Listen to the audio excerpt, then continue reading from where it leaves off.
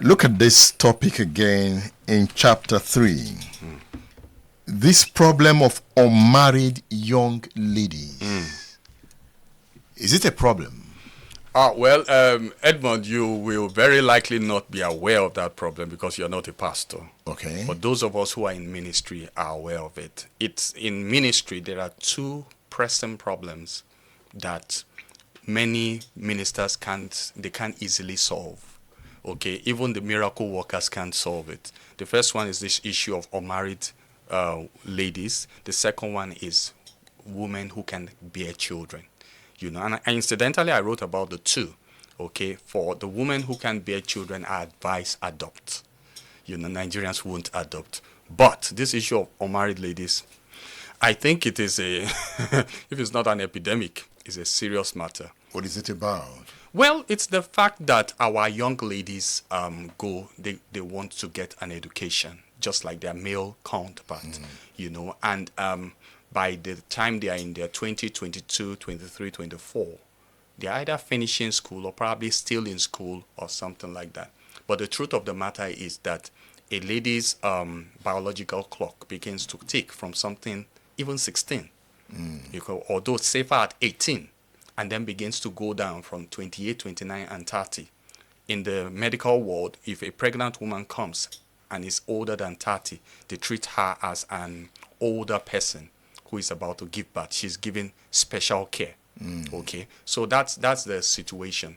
But we now have our young ladies spending so much of their biological clock in school, and when they are now supposed to be in a man's house and bear children, they are way beyond that, and then the young men also come into the field. They want to get married. Many times our young men won't get married until they have something to hold them economic wise, and then when they look through the field of the ladies available, they go for the younger ones, not the older ones, so by a lady who is not married by the age of 30 in churches, they become, there are so many of them. So they are, and then they because they don't have a family, they don't have a husband or wife children to take care of, they put in all their energy into career, into education. So many of them become high flying, they build, and then it now becomes even more difficult to marry them because the man who wants to marry them probably doesn't have even up to half of their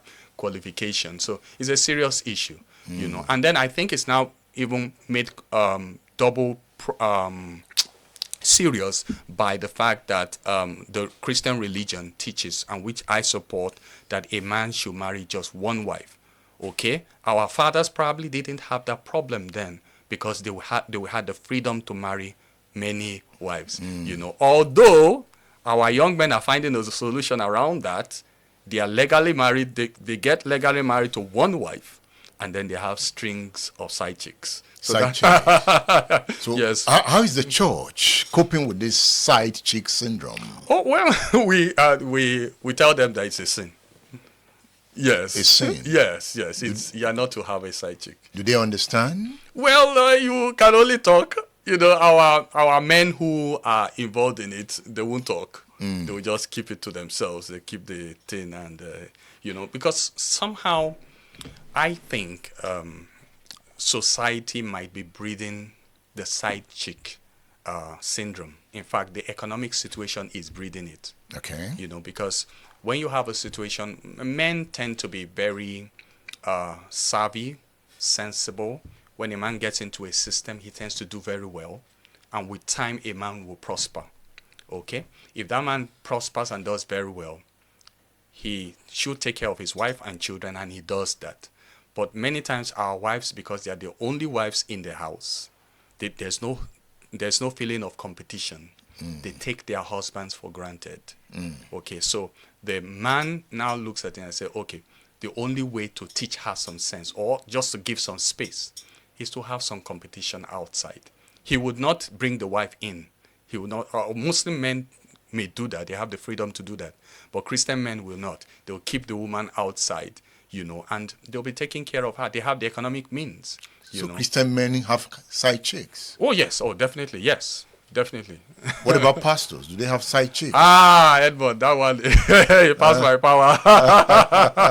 I don't know. Okay. We usually counsel that they shouldn't. Okay. You know, but I mean, what men do underground, nobody knows. You know, so I won't be surprised if they do.